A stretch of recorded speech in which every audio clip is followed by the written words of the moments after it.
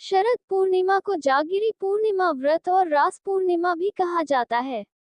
कुछ क्षेत्रों में इस व्रत को कौमुदी व्रत भी कहा जाता है। इस दिन चंद्रमा व भगवान विष्णु का पूजन, व्रत कथा पढ़ी जाती है। धर्म ग्रंथों के अनुसार इसी दिन चंद्र अपनी 16 कलाओं से परिपूर्ण होते हैं। एक कथा के अनुसार एक साहूकार को 2 पुत्रियां थीं।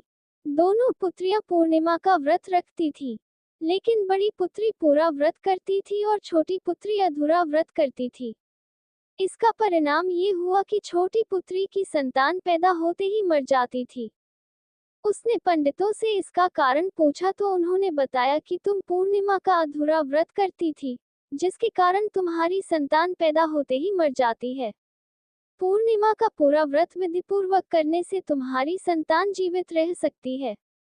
उसने पंडितों की सलाह पर पूर्णिमा का पूरा व्रत विधिपूर्वक किया।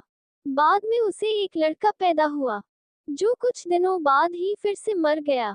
उसने लड़के को एक पाटे पीढ़ा पर लेटा कर ऊपर से कपड़ा ढक दिया। फिर बड़ी बहन को बुलाकर लाए और बैठने के लिए वही पाटा दे दिया।